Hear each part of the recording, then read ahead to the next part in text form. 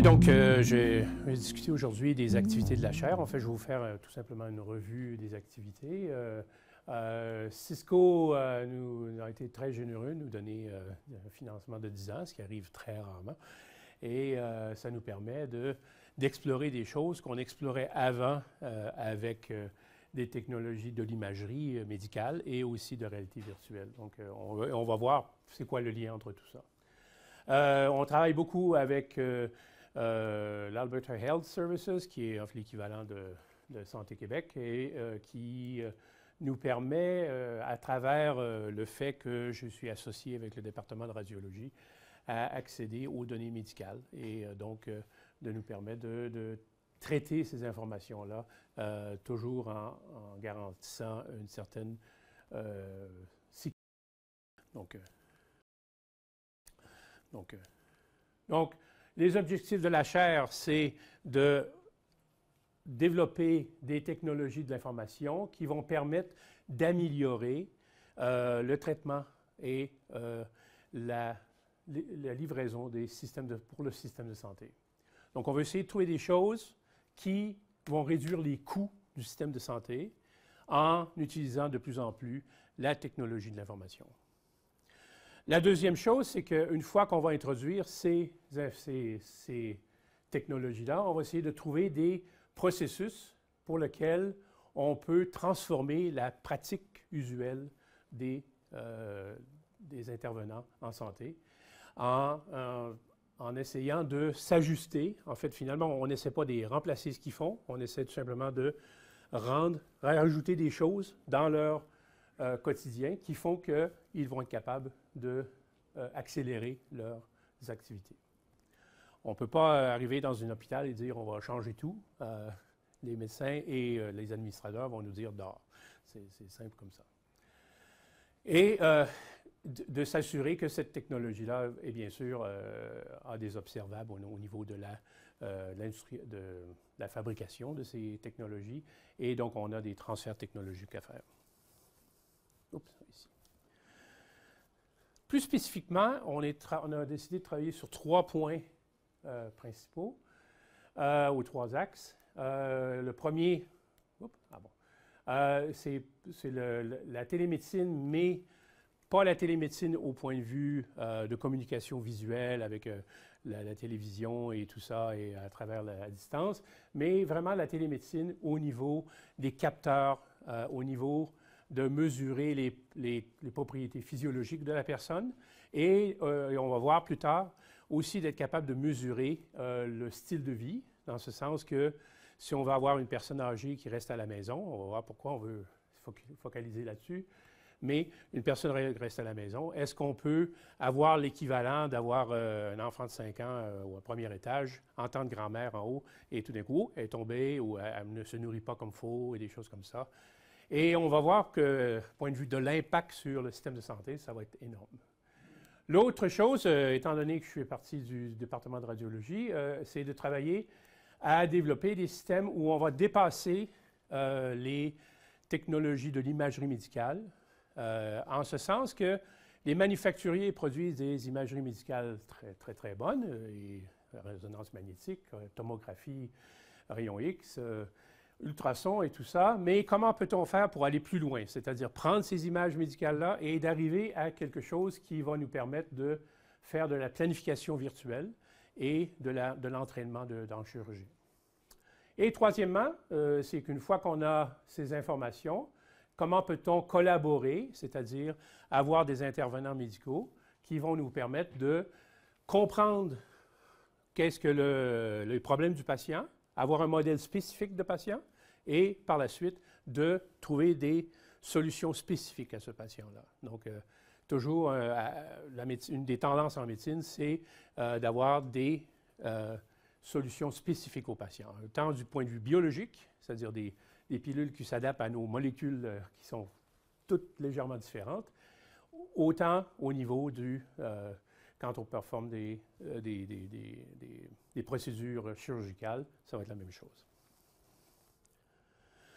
Donc, une des choses qu'on peut regarder, c'est qu'il y a une tendance à vouloir finalement, pas automatiser, mais mesurer les patients. C'est-à-dire que présentement, le système de santé, ce qu'il fait, c'est qu'on arrive à l'hôpital, la personne ne nous connaît pas du tout. Souvent, on n'a pas nécessairement même les dossiers de la personne. On n'a aucune idée de son état physiologique. Donc, la première chose qu'un médecin doit faire, c'est de plus ou moins deviner quel est l'état de cette personne à partir des symptômes qu'il présente. Ce qu'on veut éventuellement changer, c'est que pour certaines personnes qui sont à risque, et peut-être même des personnes qui ne sont pas à risque, d'avoir des capteurs. Et on peut voir aujourd'hui que, par exemple, je porte une montre ici qui mesure mon niveau cardiaque, mes marches, éventuellement peut-être le niveau de glucose, le niveau d'autres types de produits chimiques. Et donc, être capable de mesurer sur le corps directement les propriétés physiologiques du patient et aussi ses activités. Est-ce que c'est une personne qui marche beaucoup? Est-ce que c'est une personne qui est très sédentaire? Et donc, au niveau, par exemple, cardiaque, ça va être hyper important de connaître ça du patient. L'autre chose, c'est qu'on veut aussi de vérifier, c'est qu'on sait que quand le patient arrive, on peut lui poser toutes sortes de questions et la réponse va dépendre de son humeur. Dans le sens que c'est souvent, il embellit ses conditions. Donc, par exemple, on a fait des expériences de mesure de pression sanguine et les patients, si au fond, on les envoie à la maison, ils vont mesurer leur pression sanguine, ils vont souvent éliminer les parties qui n'aiment pas la pression. Donc, et ça, c'est le genre de choses qu'on veut avoir quelque chose de plus objectif. L'autre chose, c'est qu'une fois qu'on est soit à l'extérieur de la maison, on se fait mesurer, et si on est à l'intérieur de la maison, on peut rajouter d'autres choses. On peut rajouter, par exemple, des capteurs qui vont permettre de savoir si la personne prend ses médications. On veut rajouter des capteurs qui vont permettre de savoir quel type de nourriture la personne se nourrit, ou est-ce que son hydratation est correcte, ou est-ce qu'il y a des chutes, ou, ce qui est encore plus important, des quasi-chutes. Parce que les quasi-chutes sont plus importantes. L'idée, c'est de travailler prédictif. Donc, nous, on travaille à ce niveau-là. Bien sûr, les géants comme Cisco et GE et TELUS Health, eux, travaillent beaucoup plus au niveau de l'hôpital et au niveau de ça. L'avantage de travailler à ce niveau-là, c'est que, bien sûr, on est beaucoup plus libre de faire des choses. On n'a pas l'infrastructure et l'administration médicale qui va nous arrêter à essayer des choses. Donc, une des points d'application qu'on a décidé, on a regardé toutes les applications possibles, bon, une bonne partie des applications possibles, peut-être pas toutes, mais et on a observé, en fait, je viens d'atteindre 60 ans et j'ai plus ou moins découvert que je vais créer un système pour moi-même, ce qui est toujours le mieux, où on va être capable de régler le problème de ce qu'on appelle moi ce que j'appelle qui est plus ou moins politiquement correct, l'extinction des baby boomers, c'est-à-dire une énorme population qui doit passer dans le système, qui doit finalement à la fin arriver à ce qu'on doit tous passer, c'est-à-dire mourir, mais pour lequel il va y avoir des problèmes médicaux, et les problèmes médicaux, bien sûr, quand on vieillit, grossissent presque exponentiellement pour certaines personnes. Donc, on peut parler là d'une population en 2011 de personnes âgées de 4 millions, presque 5 millions de personnes. En 2036, on arrive à 10 millions de personnes, ce qui correspond à une augmentation de 110 %.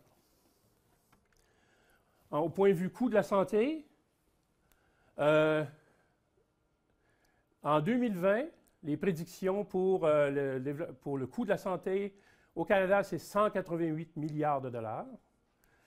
Et 50 % de ça est utilisé par les personnes âgées. Principalement quoi? Si on regarde dans les détails, hospitalisation, réhospitalisation. Dès que la personne âgée va à l'hôpital, c'est là que les coûts augmentent fortement. Pour 2035, on va passer de 50 % à 61 %, ce qui correspond à une dépense au niveau des patients de 6 000 $ par personne entre 65 et 69 ans Et quand on parle de 75 à 79 ans, 11 000 ou 12 000 et plus tard, 85 à 89, 24 000, 25 000 par patient. Donc, ce qu'on peut voir, c'est que si on réussit à trouver des technologies qui vont permettre aux patients qui aient été hospitalisés précédemment ou qui éventuellement pourraient être hospitalisés à cause, par exemple, du style de vie, on va essayer de trouver des technologies qui vont nous permettre de faire ce que je mentionnais, ce qu'on avait quand on était jeune. La grand-mère était au deuxième étage et on entendait ce qu'elle faisait et on pouvait intervenir directement. Bien sûr, le style de vie aujourd'hui ne permet pas ça et on va essayer de trouver une façon électronique de faire ça. Mais l'idée principale ici, au niveau de réduction de coûts, c'est de réduire la réhospitalisation. Donc, il y a différentes méthodes de faire ça. L'une des méthodes, c'est d'améliorer la façon dont les médicaments sont utilisés, d'avoir des outils qui permettent de mesurer si la personne prend ses médicaments et utilise les bons médicaments. Bien sûr, il y a l'éducation des patients, mais une des choses principales, et ça c'est un rapport d'un consultant, c'est d'être capable de faire un regular remote, donc faire une observation à distance de ce que fait le patient. Dans ce cas-ci, ce n'est pas nécessairement un patient, c'est vraiment une personne âgée. Donc, quels sont les principaux problèmes qu'on retrouve chez les personnes âgées? Beaucoup, c'est la mauvaise utilisation des médicaments et les chutes. Une chute peut finalement, pour une personne de 80 quelques années, peut facilement être mortelle pour cette personne-là. Et l'autre, il n'y a pas de doute, c'est la haute tension, la tension sanguine, et qui crée des problèmes cardiaques, qui crée des problèmes cérébraux. Et donc, on a essayé de développer des outils qui vont permettre de mesurer ces choses-là et de déterminer si on est capable de faire plus que faire des alarmes, on peut faire des prédictions. C'est là où l'idée de tout ça. Donc, les paramètres à détecter, c'est les niveaux d'hydration, le niveau cardiaque, la température et bien sûr, ce que j'appelle moi les paramètres de style de vie, c'est-à-dire la nourriture, l'activité physique, les niveaux d'hydration, la présence des personnes, est-ce qu'une infirmière est venue ou non, et si elle était supposée d'arriver, est-ce que la personne dort bien et les changements. Donc, si on regarde tous ces paramètres-là, est-ce qu'il y a des changements de comportement qui pourraient être indicateurs, par exemple, d'un vieillissement ou d'un début d'Alzheimer ou des choses comme ça. Donc, on peut facilement, à partir de ces indicateurs-là, déterminer les paramètres de vieillissement.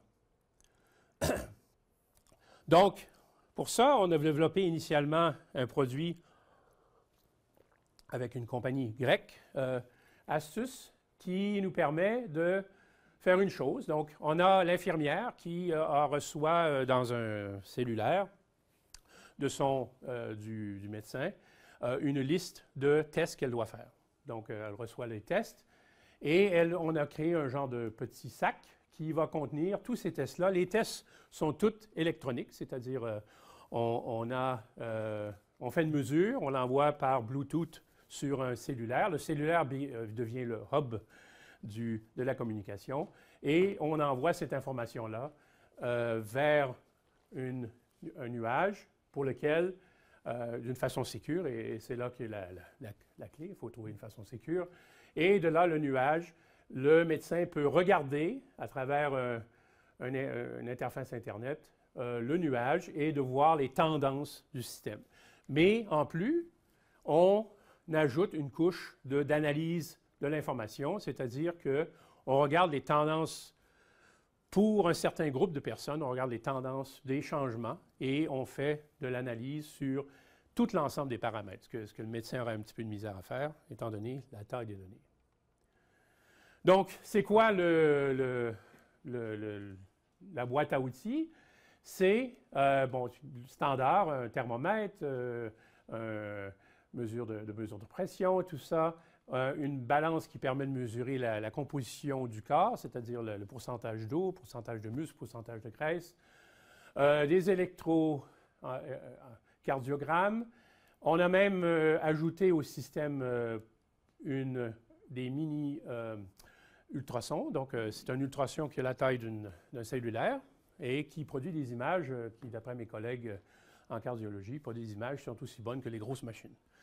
Donc, qu'est-ce qu'on peut faire avec ça? C'est que là, on peut commencer à jouer avec cette boîte à outils-là et de développer des applications pour lesquelles on veut s'en sortir. Par exemple, pour l'ultrason, on peut avoir des cardiologues à l'hôpital qui regardent à travers l'Internet, par exemple, une infirmière utiliser l'ultrason. C'est quand même pas c'est tout un art faire l'ultrason. Mais si on est appris à, je ne sais pas moi, tuk-tuk-yak-tuk, on peut difficilement avoir des problèmes d'avoir des médecins. Donc, est-ce qu'on peut faire des mesures pareilles à distance comme ça? Donc, un des buts de MedRoad, initialement, c'était de résoudre le problème de la médecine à distance et de la mettre dans les mains pas juste des médecins, mais aussi des infirmières et éventuellement des paramédics. Donc, l'autre chose qu'on a ajouté au système, à la boîte à outils, c'est aussi un système, une boîte qui permet de faire l'analyse sanguine. C'est un système développé à la NASA qui s'appelle Piccolo et qui permet de mesurer, par exemple, la créatine, en fait, tous les paramètres physiologiques, métaboliques du sang, au-dessus de 150 tests. Et tout ça, bien sûr, se retransmet à l'information. Et donc, le système, la façon qu'il fonctionne, permet d'envoyer cette information-là au médecin traitant à distance et lui peut suggérer d'autres tests et en fait finalement appliquer la même technique d'analyse qu'il doit faire. Donc, ce que MedRoad permet de faire, c'est l'intégration de capteurs, la fusion des capteurs dans une technologie nuage et de faire par la suite cette analyse de ces données-là pour trouver des corrélations, des tendances dans le patient.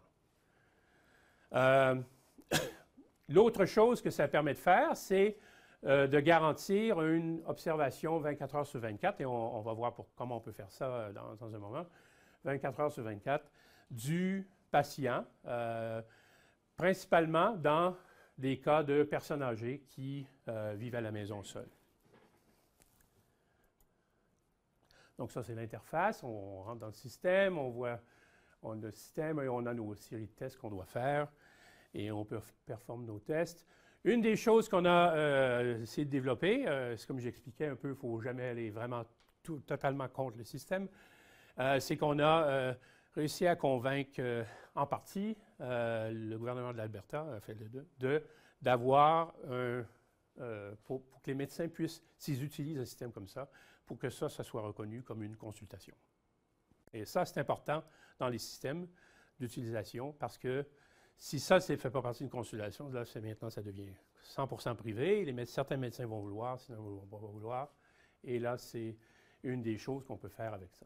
Donc, on peut voir, on a des courbes de tendance, on a les mesures faites. Tout ça est transmis et transmis d'une façon sécure en utilisant HL7, le standard de communication médicale, sécure. Et ce qu'on a designé, c'est une façon de pouvoir faire ces mesures-là en assumant qu'on va avoir peut-être, par exemple, toute la ville de Montréal, ou peut-être 1000, 2000, 50 000 personnes qui vont être capables de faire ces mesures-là. Donc, on a ce qu'on appelle des technologies d'échange de données. Les applications qu'on a regardées sont multiples. On a regardé pour les ambulances, les soins à la maison et bien sûr, ce qu'on a, notre focus principal pour l'instant, c'est les personnes âgées à la maison. Une autre chose qu'on a rajoutée au système, c'est, et ça c'est venu de ce qu'on avait à travailler avec les personnes âgées, c'est la possibilité de regarder qu'est-ce qu'ils font, en ce sens, au niveau de l'activité, tout en restant anonyme. Le problème, beaucoup de gens ont approché cette chose-là en utilisant des caméras. Il y a cette caméra, mais le côté anonyme disparaît et c'est très facile pour les gens d'aller dans l'Internet et de voir qu'est-ce qui se passe dans la maison. Et les gens ne se sentent pas très bien d'avoir Big Brother qui regarde comme ça. Donc, il y a une technologie qu'on a intégrée dans notre système, une technologie française qui nous permet d'avoir, donc ces petites pastilles ici sont des transpondeurs qui ont soit des accéléromètres, des mesures de température, et des transpondeurs, c'est-à-dire que si j'approche dans la région du serveur ici, là, du capteur, on peut déterminer si une personne est rentrée dans la maison et à quelle heure et tout ça. Et on peut créer ce qu'on appelle un ensemble de données qui déterminent l'activité de la personne. Donc, par exemple, ces pastilles-là, on peut les mettre sur les dosettes des patients.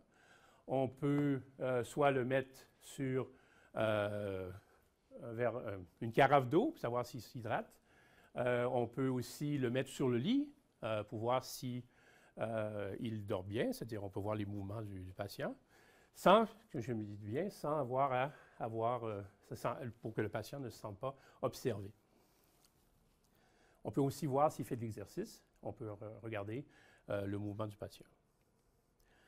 L'autre chose qu'on a essayé de faire, c'est de développer une technologie qui va nous permettre de déterminer les chutes de patients.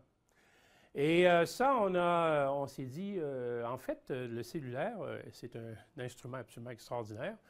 En ce sens, par exemple, cette montre-là a un accéléromètre et aussi les cellulaires comme ça.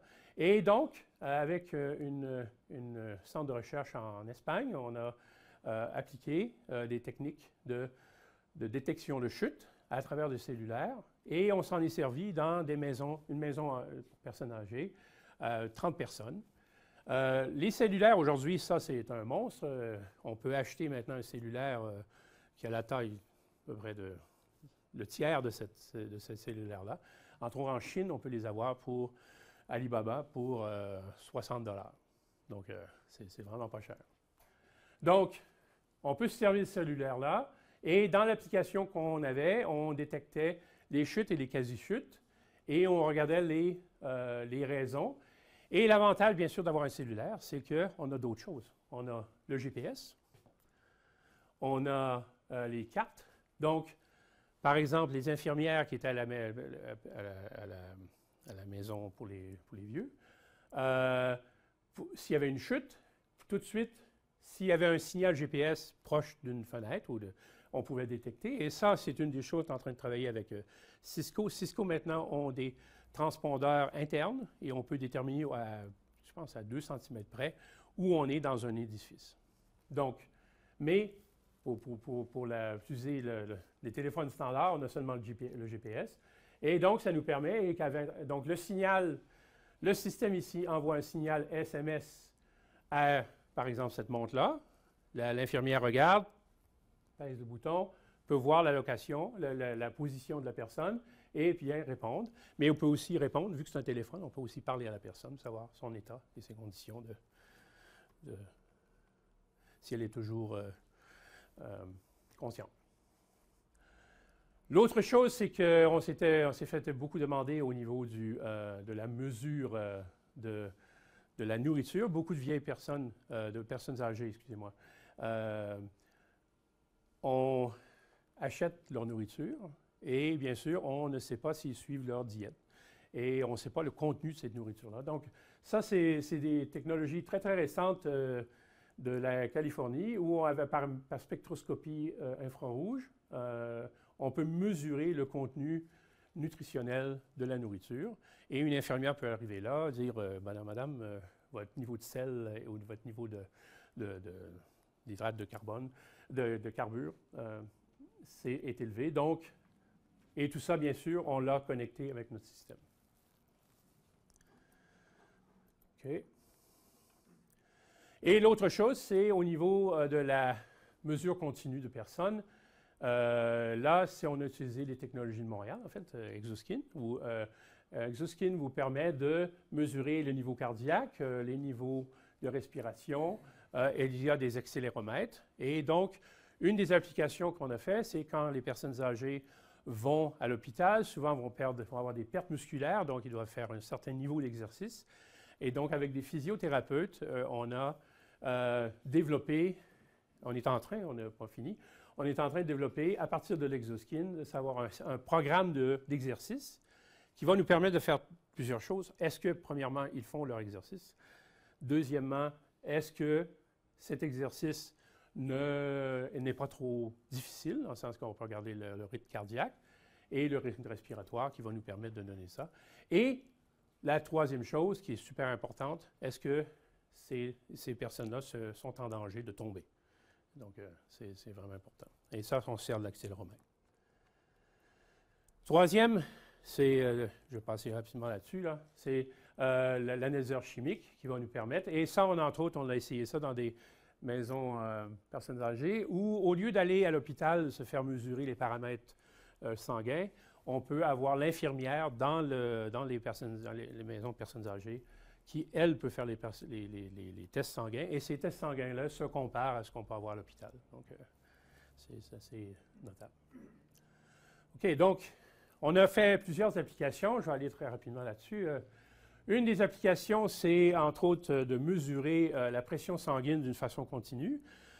Beaucoup de personnes sont prescrites des pilules pour la pression d'une façon un peu,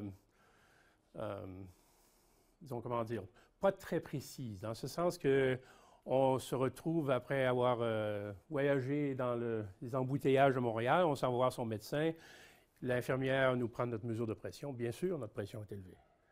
Ça, ce n'est pas une mesure de pression. Donc, avec Raj Padwell, qui est une chaire du Canada en hypertension, on a développé un système qui permet à la maison de mesurer la pression pendant 2 ans. Donc, on peut faire un suivi. La personne met sa mesure de pression, pèse sur le petit bouton, mais à cette fois-ci, on ne demande pas d'écrire les choses. On envoie cette information-là à travers un transpondeur, un transmetteur électronique qui est basé sur un Raspberry Pi. Donc, on est capable de faire quelque chose de très peu coûteux. C'est 20 $.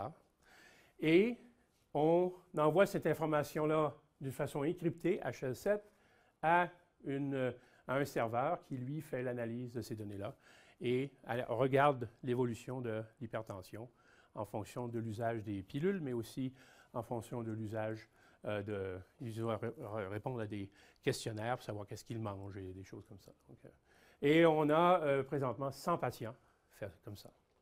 On peut s'imaginer qu'éventuellement, dans le futur, on n'aura peut-être pas 100 patients, mais on va avoir 50 000, 100 000, 1 million de patients. Donc, une des choses que Cisco Systems est intéressé, c'est au niveau de l'échangeur de données ici, pour lequel on doit respecter toutes sortes de choses. Donc, entre autres, les données médicales, spécialement depuis M. Bush, où il avait établi le Patriot Act, les données médicales doivent rester au Canada. Et entre autres, les données médicales, dans certaines provinces, ne peuvent même pas sortir de la province. Donc, c'est le cas de l'Alberta, où l'Alberta ne pourrait pas avoir un serveur dans une autre province. Donc, ça, c'est les contraintes des systèmes de santé. L'autre qu'on avait déployé, c'était une maison pour personnes âgées, où on avait 30 personnes âgées qu'on faisait une mesure habituelle. Donc, 2 fois par semaine, l'infirmière allait et mesurait le niveau d'hydration et musculaire et le niveau bien sûr, le poids, et le niveau d'oxygénation du sang et la pression sanguine. Tout ça était envoyé au serveur et on avait 2 systèmes comme ça. Et s'il y avait un problème, dans ce cas-ci, on avait travaillé avec TELUS, donc c'était avec Health Vault, qu'on utilisait, Microsoft Health Vault, et on relisait Health Vault, on avait nos propres scripts qui relisaient Health Vault, et on créait des messages pour l'infirmière de service pour laquelle il y aurait une condition dangereuse à ce niveau-là. Le message le plus important était bien sûr la chute.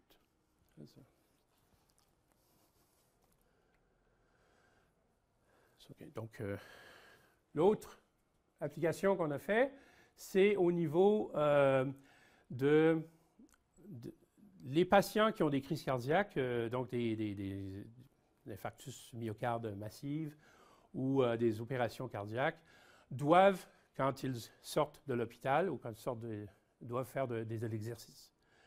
C'est souvent un choc pour eux parce que souvent ils sont retrouvés avec une maladie cardiaque à cause de ça. Et donc, mais ça doit être de l'exercice qui doit être observé par un spécialiste. Le problème, c'est que c'est très bien, on peut aller pour une période de 6 mois à l'hôpital, on va faire ça devant un spécialiste de l'entraînement médical pour les personnes cardiaques, et par la suite, c'est fini, dans le sens que les gens ne continuent pas. Donc, ce qu'on a développé, c'est un système à la fois de permettre de faire de la bicyclette observée par un clinicien, donc voir les niveaux cardiaques, niveau d'oxygène, la pression et tout ça. Mais en plus, et c'est là que la réalité virtuelle rentre en compte, on a une possibilité de faire de la bicyclette dans le monde virtuel. Mais ça c'est bien, mais c'est beaucoup de choses que les gens ont fait. Mais la différence, c'est que le clinicien ici aimerait être capable de changer les niveaux d'exercice. Donc, avoir un niveau de force que la personne applique et un niveau de difficulté qui va dépendre du niveau d'entraînement qu'on veut atteindre. Et donc, on a rajouté à cette bicyclette un retour de force, ici, qui permet, donc si on va dans les montagnes, on monte les montagnes, et c'est plus difficile, et c'est moins difficile. Mais on peut le contrôler, c'est-à-dire qu'on peut changer cette force-là de telle façon qu'un certain nombre de watts est dépensé par le patient d'une façon continue. On a déployé ça, on a 15 systèmes dans la région d'Edmonton. Et ce qu'on a fait, c'est que à partir d'une subvention, on a amené ces bicyclettes-là dans les maisons. Donc, ces personnes-là peuvent faire de l'exercice à distance tout en restant supervisées par les cliniciens. OK. Donc, ça, c'est le genre d'expérience qu'on a fait. On a fait beaucoup d'expériences pilotes. En fait, une des choses fondamentales à faire en médecine, c'est, un, de convaincre les médecins que ça fonctionne. Deux, qu'on fait ça par faire des expériences pilotes. Et on voit les avantages et les désavantages du système. On a vu qu'il y avait certains désavantages dans le système. Entre autres, le système qu'on utilisait pour la mesure à distance était trop rigide. On ne pouvait pas la reconfigurer facilement. Donc, on a redesigné, on est parti, on a littéralement jeté notre code et refait un autre code, où on a développé avec des outils beaucoup plus généraux. Donc, on utilise une librairie de ce qu'on appelle de LNI qui permet de faire la communication en HL7 très sécure avec le cellulaire. Et on utilise aussi ce qu'on appelle la technologie Azure de Microsoft, qui, elle, va nous permettre de créer des serveurs à différents endroits. Et si, par exemple, on veut configurer pour, par exemple, la région de Montréal, on va avoir un serveur de la région de Montréal. Et c'est très facile de faire des changements de configuration sur les serveurs. Et l'autre chose, c'est qu'avec Azure vient Microsoft Cortana qui permet de créer une couche autour de l'analyse d'apprentissage automatique, donc l'usage de machine learning, de telle façon qu'on puisse prendre des données d'Azure et faire de l'observation et envoyer soit des messages courriels ou soit des messages SMS au clinicien qui vient recevoir les messages et lui, par la suite, peut aller dans le système et voir les choses. Mais la couche qu'on a dû rajouter, c'est la couche, ça c'est la couche qui ressemble beaucoup à ce qu'on avait avant. La couche qu'on a dû rajouter, c'est toute la partie observation du style de vie et tous les capteurs, toute la partie, disons, plus interactive, c'est-à-dire un cardiologue qui dirige une infirmière à faire, par exemple, une mesure ultrason, faire des mesures et tout ça. Donc ça, c'est la chose qu'on a beaucoup modifiée et on est en train d'expérimenter. Donc Azure, c'est une technologie très puissante que Microsoft a développée. L'avantage, c'est qu'on peut, si on commence à avoir beaucoup de gens, on peut faire augmenter très facilement. On peut avoir 10 000 processeurs si on veut, 20 000 processeurs. Ça coûte ce que ça coûte. Mais ce qui est important aussi, c'est que, et pour ça, pour le volume, c'est d'avoir une basse latence pour le transfert de l'information. Tout ça est basé sur SQL, donc tout ce qu'on avait développé en SQL est toujours disponible. Et l'autre avantage, c'est qu'on peut avoir facilement des données géospatiales, donc savoir où le patient est et où sont passés les incidents. Et aussi, on peut répliquer les bases de données très facilement d'une région à l'autre. Donc, entre autres, on a un projet qui commence en Inde et on va se servir du serveur en Inde. Mais pour nous, c'est 4 lignes de code pour faire la même chose en Inde. Donc, c'est très simple.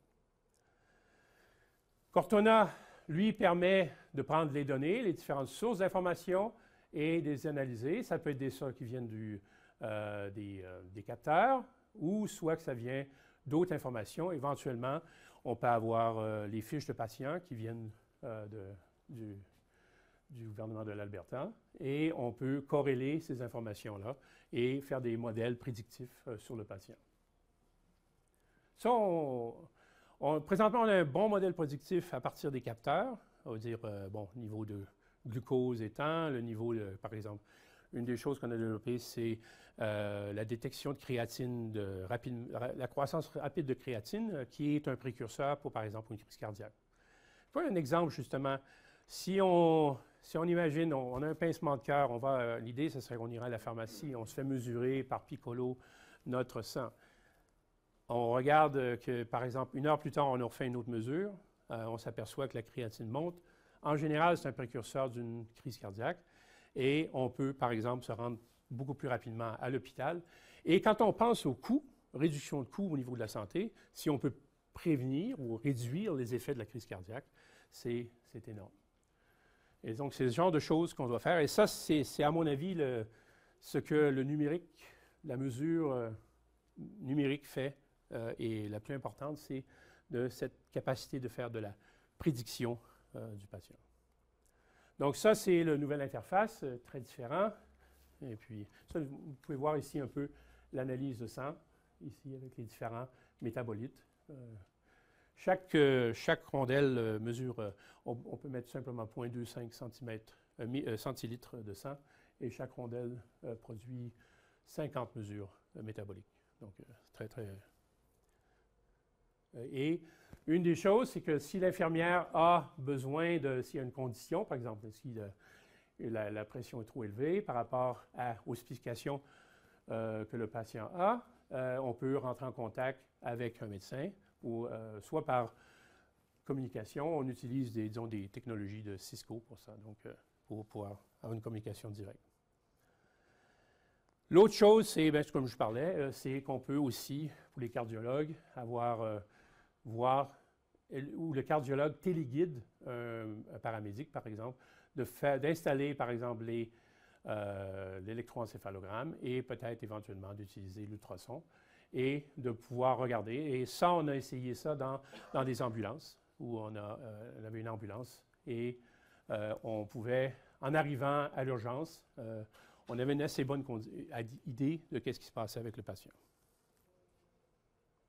Donc ça, c'est l'interface web, l'interface où on a le patient, l'information, le type de mesure qui a été fait, et s'il y a eu des ultrasons, des rayons X, des choses comme ça. Un système médical de données, excepté que la différence, c'est que ce système-là peut être temps réel. Donc, on peut avoir le patient en temps réel. OK. Donc, c'est correct. Ouf, ça va être juste passer tout ça. Je vais passer très, très rapidement sur l'autre partie de notre recherche, qui est la modélisation spécifique de patients. Donc, bien sûr, dans les hôpitaux, maintenant, on a des outils incroyables. C'est une résonance magnétique. Et ça, c'est une salle d'opération à Edmonton où un patient peut se faire opérer, par exemple, une opération au cerveau, enlever la tumeur. On repasse le patient en tomographie pour vérifier que tout a été enlevé. Et donc, de plus en plus, les chirurgiens veulent confirmer que le travail qu'ils ont fait est le bon travail. Et donc, Donc ça, c'est bien. On peut faire de l'imagerie. Ça, l'imagerie, beaucoup de compagnies vendent ça. C'est effectivement très, très cher. Mais ça s'arrête souvent là. On ne peut pas aller ailleurs. On ne peut pas faire ce qu'on pense qui est la prédiction ou la planification chirurgicale. Donc, petit exemple, voici de la tomographie et on peut voir par exemple des artères et on veut faire un changement d'artère. Mais quand on veut faire un changement d'artère, par exemple, on peut extraire une veine pour faire, par exemple, sur le cœur, changer une veine au cœur. Quels sont les changements du flux sanguin associés à ça? Est-ce qu'on va avoir des problèmes de changement de flux sanguin? Entre autres, sur les stents, si on installe un stent à certains endroits, il va y avoir de la cavitation qui va se produire. C'est une cavitation qui peut se produire. Et on peut se servir de la modélisation de fluide pour être capable de prédire s'il y a des cavitations à certains endroits.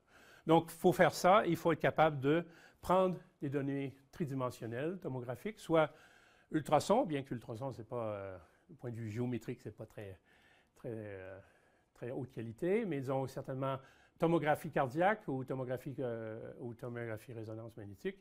On extrait un modèle, donc des techniques de segmentation, d'extraction de la segmentation de modèles géométriques et l'application de modèles de mécanique des fluides pour déterminer les paramètres de ça. Donc, ça, c'était pour une opération de calvo-pulmonaire, donc plus ou moins une réorganisation du cœur, de l'écoulement du cœur, surtout chez les petits nouveau-nés.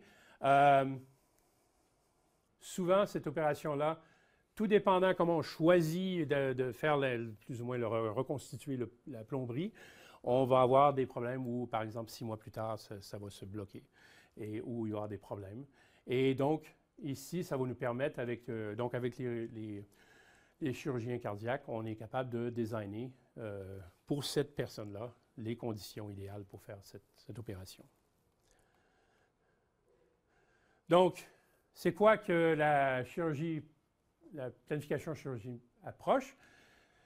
Certainement de réduire le temps de chirurgie, mais plus important, c'est de discuter les options avec le patient et les intervenants médicaux. Donc, une des choses qu'on a, donc le laboratoire Servier, le Servier Virtual Cardiac Center. Donc, Servier Canada nous a donné une bourse pour développer un laboratoire qui va nous permettre de prendre ces tomographies-là, prendre toute l'information, de faire la fusion de données et de l'observer en 3 dimensions. Et pour lequel, par exemple, ça c'est Michel Noga, une radiologiste, où on peut planifier la chirurgie, mais aussi, ce qui arrive souvent dans la communication, par exemple, entre les cardiologues et les radiologistes, c'est qu'on ne parle pas le même vocabulaire, on n'est pas habitué de voir les mêmes données. Donc, un radiologiste, en général, pense 3D, parce qu'il doit faire la vraie opération. Et donc, on peut lier les 2 personnes en utilisant la visualisation 3D. Donc, au niveau de la fusion, on a développé des systèmes d'ultrasons où on mesure par capteur optique la tête de l'ultrason et on est capable de faire la fusion d'ultrasons, un peu comme on peut faire en tomographie, mais maintenant on peut faire, donc par exemple, on peut faire la carotide complètement et avoir un modèle de la carotide pour faire de la planification dans ce cas-ci pour une intervention. Et on peut créer des modèles, donc surtout à partir d'ultrasons ou de résonance magnétique, on peut créer des modèles temps réel, cardiaque par exemple, si une des valves latérales du cœur. Ce qui nous permet de mesurer le volume cardiaque, la force cardiaque, les qualités du muscle et tout ça. Donc, et on peut bien sûr faire de la fusion. Ici, on a un cas de fusion entre résonance magnétique et tomographie rayon X. Et on peut, par exemple, on a fait récemment une expérience où on mesure le problème patellofémoral, c'est-à-dire le mouvement de la rotule autour de l'os. Et pour ceux qui courent, c'est très fréquent d'avoir ça. Donc, on peut faire observer ça en temps réel, en fait. Donc, une des choses qu'on essaie de faire, c'est d'amener l'observation et la planification chirurgicale au niveau de la salle d'urgence, la salle d'opération, excusez. Donc, on a, par exemple, utilisé des techniques Oculus et tout ça, mais bien sûr, le gros problème, c'est qu'on ne peut pas passer l'Oculus dans l'autoclave. On a un petit peu de misère. Donc, il va falloir développer des technologies qui doivent être compatibles avec les conditions de salle d'opération. Donc, tous les beaux modèles qu'on crée de prédiction de patients, de modélisation, donc par un chirurgien peut planifier tous ces... Par exemple, s'il va aller mettre des stents, il va aller planifier les types d'outils, préparer les boîtes à outils de la bonne façon pour ce patient-là et planifier. Donc, ça, il peut tout faire ça, mais en réalité, comment peut-on afficher? Donc, je vais passer par-dessus quelque chose qu'on a développé, mais qu'il faut passer directement à un des travaux qu'on travaille sur la vision guidée par ordinateur. Donc, ça, c'est le système typique. On a un télémètre, un système de mesure par triangulation des outils. On sait exactement où notre outil est situé par rapport à la tête. La tête est où il y a des mesures ou des marqueurs sur la tête qui sont vissés dans l'os, par exemple dans le cas de chirurgie du cerveau. Et on peut par la suite savoir où est notre outil par rapport à la tomographie ou à la résonance magnétique. Donc, il y a plusieurs façons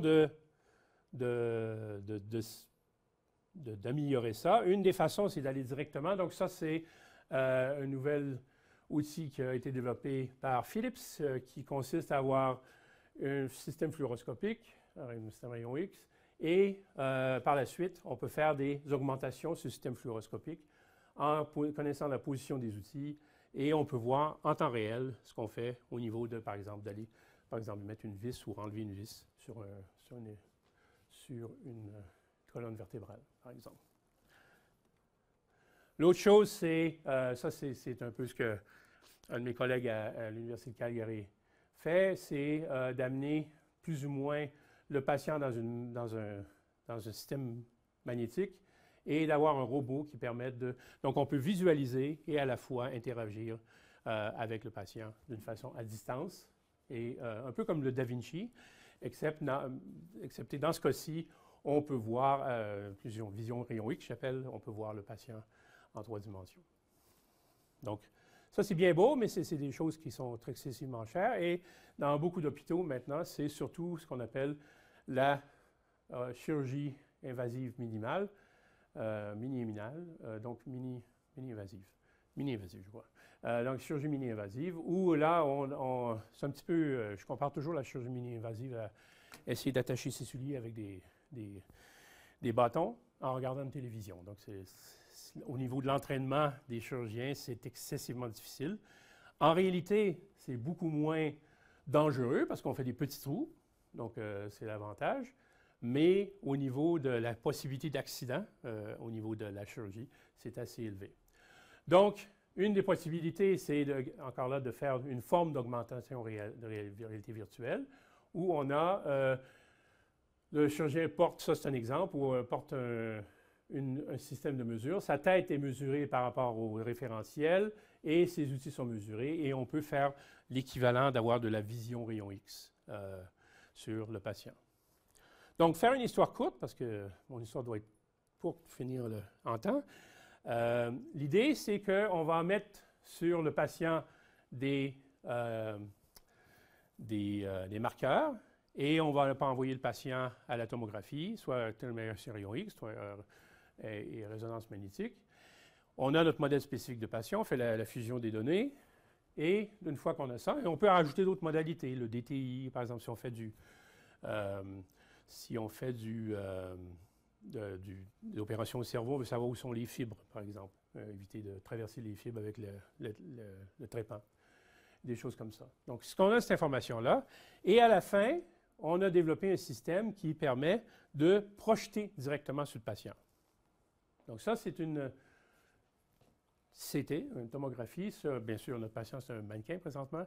Mais on fait la suivi d'où est le mannequin et on peut faire une reprojection directe corrigée sur le patient. Donc, on a un capteur laser qui mesure la forme du patient, corrige l'image et reprojette sur le patient. Donc, ce qu'on pourrait imaginer dans le futur, c'est d'avoir des projecteurs qui sont au-dessus du patient où on travaille au niveau de la chirurgie et de projeter l'information 3D, y compris où sont situés par rapport à ça nos outils de minimal invasif.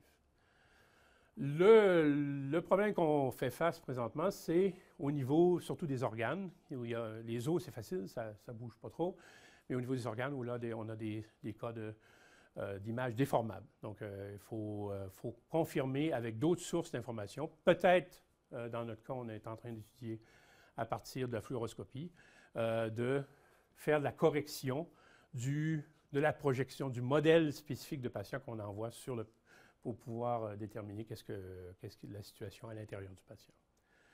Donc, encore là, quand on a décidé de travailler dans ça, c'est qu'on a essayé de déterminer c'est quoi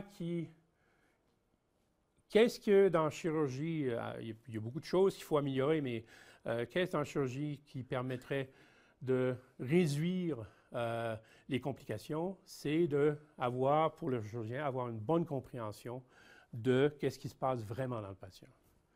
Vous pouvez s'imaginer, entre autres, je suis allé à plusieurs opérations, entre autres le maxillofacial, où par exemple, ils enlèvent toute la peau ici, la font descendre et refont une reconstruction complète du visage, cassent les os, les remet ensemble, mettent des barres de titane et tout ça, pour, par exemple, réaligner les yeux, ou, par exemple, reconstruire une mâchoire. On peut s'imaginer qu'il y a du sang partout, c'est vraiment... Il faut avoir un bon estomac pour voir ça. Les chirurgiens, eux, ça ne les dérange pas trop, mais on a essayé de démontrer avec le Dr. Warfat que si on fait une planification chirurgicale, c'est-à-dire on numérise le patient, par exemple, si on veut remplacer une mâchoire, on va avoir, si une des mâchoires est correcte, on va prendre la mâchoire, on va faire la miroir de cette mâchoire-là, créer un modèle, et par la suite, on va être capable de créer des outils pour aller chercher des os, par exemple les os du fibula dans la jambe, le couper et, par exemple, de le couper de telle façon qu'on crée une mâchoire pour le patient à partir d'os. Tout en gardant la vascularisation, parce qu'on ne veut pas perdre ça, parce que bien sûr, si on perd ça, l'os va se mettre à... Un os, c'est un tissu, en fait, et donc... Et par la suite, avec ça, on a démontré que c'est plus efficace de faire ce modèle prédictif-là, qu'on avait les meilleurs résultats. Et on a fait ça avec 10 chirurgiens plastiques, où on a démontré qu'effectivement, on a une amélioration de la qualité de la procédure chirurgicale. Donc, moins de complications, moins de choses. Et bien sûr, les administrateurs d'hôpitaux aiment bien ça, ça réduit les coûts. Et c'est surtout les patients qui aiment ça parce que c'est beaucoup plus... On n'a pas à souffrir autant. Donc, et donc, c'est l'idée. Donc, c'est d'approcher les technologies de l'information, mais vraiment de les utiliser dans un contexte médical, de bien comprendre le contexte médical, de telle façon d'une certaine façon, on se voit un peu comme on est des GPTO. On crée des boîtes à outils pour les médecins. On sait ce qu'on fait, les médecins ne peuvent pas faire ces boîtes à outils-là, mais on doit toujours designer ces boîtes-là. Et bien sûr, tester dans des projets pilotes, dans des projets pour vérifier que, effectivement, ça fait ce qu'on dit que ça doit faire. Je crois que beaucoup de médecins sont un peu souvent réticents à faire des collaborations avec des ingénieurs ou des techniciens ou des personnes en technologie d'information parce que les gens pour eux, c'est juste traiter des données. Pour un médecin, c'est plus que ça, c'est traiter le patient, c'est ce qui compte. Et il ne faut pas oublier ça, même quand on fait des outils pour des patients. Donc, très bien. Merci.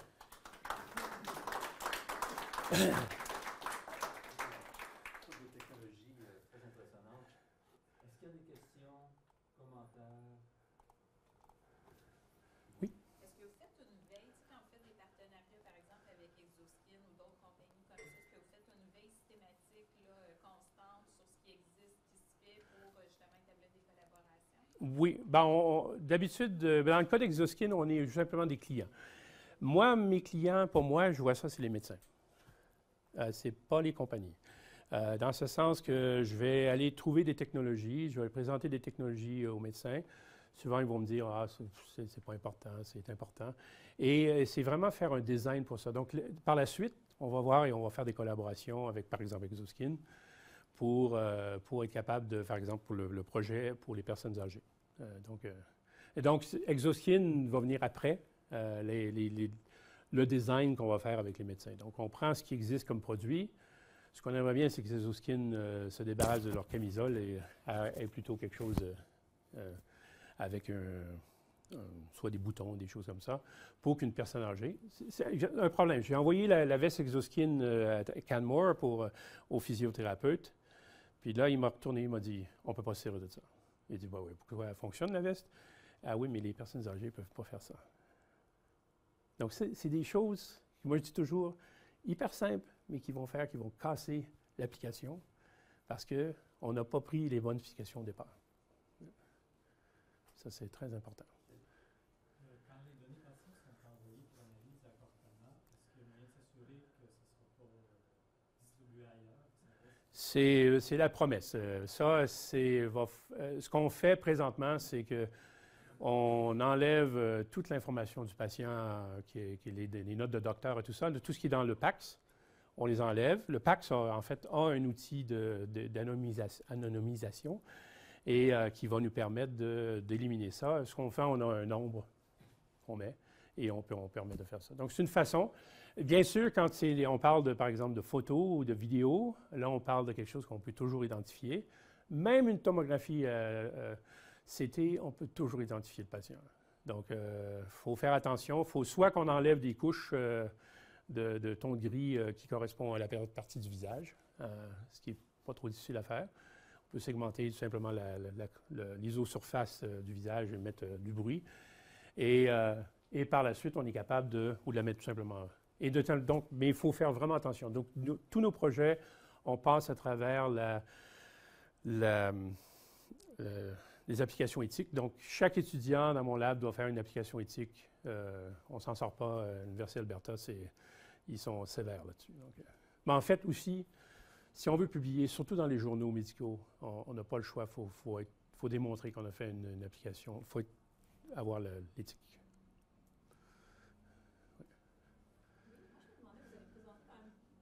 Oui. Oui, c'est assez gros. Hein. On est 25. 25, mais on fait beaucoup quand je travaille avec, par exemple, le laboratoire Servier, c'est une autre équipe. Donc, je suis le directeur de R&D pour Servier, pour ce laboratoire-là. Bien sûr, quand on travaille avec les médecins, c'est les médecins. Donc, je travaille avec, entre autres, sur ça ici, qui est un système d'entraînement pour chirurgical. Ça, c'est un autre laboratoire. C'est le laboratoire qui est dirigé par Bin Zheng, c'est la chaire de l'Alberta sur l'entraînement ou l'éducation médicale, donc l'éducation chirurgicale. Donc, on avait développé un système ce qu'on appelle WYSIWYF, What I Feel is What You Feel. Donc, je travaille sur le minimal invasif et un chirurgien junior fait la même chose. Et puis, on dit non, fais ça, fais ça. Donc, on étudie toutes sortes de méthodes pour entraîner les chirurgiens, surtout le minimal invasif, parce que c'est très difficile. Mais récemment, on a fait aussi ça pour la chirurgie ouverte, donc la chirurgie à main, le standard. Donc, on a numérisé les doigts, on a numérisé la tête où on regarde et tout ça, et on a développé des algorithmes pour permettre de comparer Un chirurgien va vous dire... Il faut comprendre, les chirurgiens sont en général assez machos, donc ils sont très compétitifs. Et ils vont nous dire que, ils sont très bons à ça. Nous, on les met sur cette machine-là, on leur dit de faire des procédures relativement simples, et on peut voir tout de suite, par les mouvements des trajectoires, qu'ils sont encore en train de s'entraîner. Dans le niveau à la salle d'opération, les médecins vont avoir des juniors qui vont venir, ils vont faire une petite chose, de plus en plus, ils vont faire des choses plus complexes. Ils vont toujours avoir le médecin senior, le vrai médecin, le vrai chirurgien, qui va observer et décider un jour que, tu peux faire tes opérations toi-même. Mais ce qu'on veut faire, c'est d'arriver et envoyer justement des chirurgiens accélérer plus ou moins. Et ça, on ne peut pas faire ça avec des simulateurs. Les simulateurs de réalité virtuelle, le problème, c'est qu'on s'entraîne sur quelque chose qui n'est pas réel. Donc, ça n'a pas les mêmes propriétés que le vrai monde. Donc, c'est ce qu'on essaie de faire, et c'est entre autres dans ce cas-ci, on voit, c'est des vrais endoscopes qui passent à travers. Ils sont contrôlés par un système haptique, mais en réalité, on peut, par exemple, lui, il faisait tout simplement de la suture sur un morceau de foie, et il pouvait, mais la même personne pouvait faire la même chose. Donc, toujours en regardant sur la TV. Donc, on a le maître et l'esclave, et on peut faire l'entraînement comme ça. Donc, mais ce n'est pas de la simulation, c'est du vrai. Toujours, il y a à peu près, une fois par mois, il y a à peu près 8 porcs qui perdent leur vie à l'hôpital pour se faire de l'entraînement chirurgical. Mais on se dit toujours que c'est mieux les porcs que ce soit nous qui soient les cobayes. Mais ça permet justement d'apprendre à avoir le vrai, pas juste la simulation. Oui. Oui. En temps, on parle là, de peu près 7 ans. Oui. Oui. Il y a beaucoup de projets.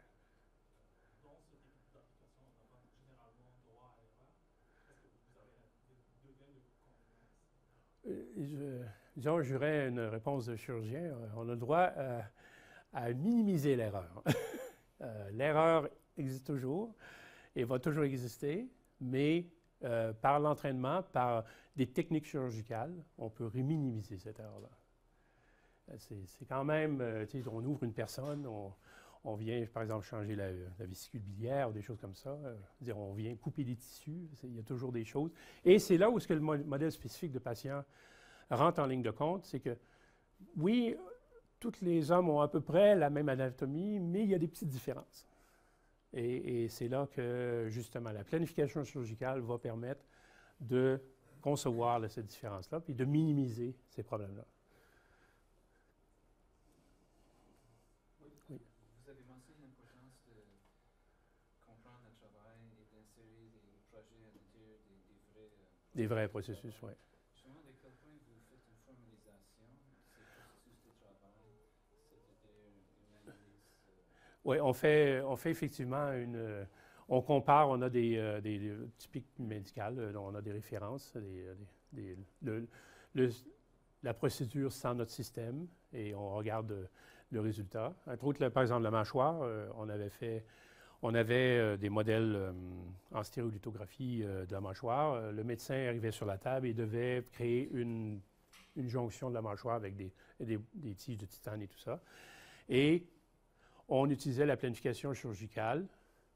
Par la suite, on refaisait, avec les outils, on faisait la coupe des os et tout ça, et on regardait la qualité de la reconstruction de la mâchoire par différents critères, et on pouvait comparer comme ça. Et on a démontré qu'effectivement, d'une façon significative, on a amélioré une chirurgie. Donc, mais c'est dans tous les cas, on fait ça. On utilise... en fait, si on ne fait pas ça, on ne peut pas publier dans une revue médicale. Donc, Dans ma question, votre question? Oui, j'avais deux questions. En fait, pour l'application de détection des chutes, donc vous avez parlé de l'utilisation des téléphones mobiles. Et, la question, est-ce que les personnes doivent porter ces téléphones tout le temps, même la nuit? La veste? Oui, ben, l'idée, ce serait oui, effectivement, parce que beaucoup d'incidents cardiaques vont se passer la nuit. On a deux modes, on a soit la veste ou soit un genre un électrocardiogramme avec une mesure de l'électro, qui est Bluetooth, et la personne peut se l'installer sur le corps et puis aller se coucher. C'est sur les téléphones. Sur les téléphones. Ah oui, le téléphone. Oui, c'est quoi la question? Pour les chutes, est-ce que les personnes doivent porter ça la nuit? Oui, parce que la nuit, c'est là que souvent les accidents arrivent. C'est ça, les gens tombent. Et on a fait, vous avez vu ici, on avait comme un genre de plastique qu'on pouvait porter, mais on essaie il y a beaucoup maintenant de cellulaires qui sont des montres. On On a découvert qu'une montre, c'est pas une bonne idée d'avoir un gyroscope sur une montre parce que c'est une chute, ça. Par contre, si on enlève la montre et on le met comme un médaillon ici, on peut se servir de tout ce qu'il y a dans le cellulaire et on peut se servir pour faire justement la mesure de chute. Donc le gyroscope et le GPS et tout ça, donc la possibilité de communication. On peut se servir de gyroscope proprement dit, mais c'est un peu comme nu, dans le sens qu'on n'a pas toutes les autres belles choses qu'un cellulaire offre. Et en fait, la majorité des cellulaires, on est relativement des très bons gyroscopes. Et qu'est-ce que vous utilisez comme technologie pour mesurer la qualité du sleep, c'est-à-dire la qualité du sommeil? La qualité du sommeil, ben, c'est combien de personnes... on sert de ce qu'on appelle du deep learning, mais on regarde, par exemple, comment la personne bouge, combien de fois dans la nuit elle bouge, est-ce qu'elle se lève, est-ce que ça va se recoucher. Ah, c'est le petit capteur de Mother. C'est encore là un accéléromètre.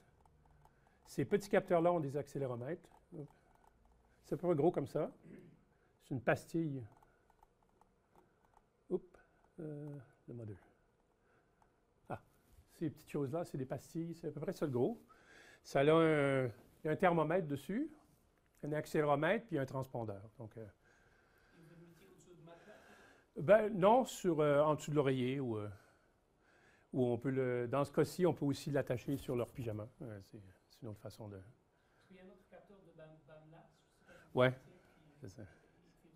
Oui, c'est ça. L'avantage de celui-là, c'est que ces capteurs-là, on peut s'en servir pour toutes sortes de choses. Entre autres, le mettre sur un verre, le mettre sur moi, à mon avis, ce que je dis souvent avec l'infirmière avec qui on travaille pour développer l'application, c'est qu'on regarde le profil. Puis d'ailleurs, c'est un des étudiants, qu'on a donné ça une tâche à un étudiant, c'est de créer un système de questionnaire qui détermine quelles sont les conditions médicales de cette personne-là, qu'est-ce qui doit être monitoré et quelle sorte de capteur on a besoin pour ça. Et qu'une infirmière peut faire une entrevue et déterminer ça et créer une pièce finalement ou un appartement qui va avoir les bons capteurs pour les conditions de cette personne-là. Certaines personnes n'ont pas besoin de grand-chose. Oui. Oui, c'est ça. Est-ce que vos applications sont modulaires de telle sorte que vous acceptez n'importe quel type de capteur, par exemple des accéléromètres? Oui. Ben, on essaie. C'est toujours le fameux Bluetooth. Tout le monde dit c'est facile, on a juste à brancher Bluetooth. Ça, c'est ceux qui ne connaissent pas Bluetooth, ça. Bluetooth LT et tout ça. Bluetooth et l'interopérabilité des capteurs, c'est un gros problème. Et on développe des drivers, en bon français, pour chacun des capteurs qu'on reçoit. Donc, Et vous faites la synchronisation? oui. Merci beaucoup, Pierre. Yeah.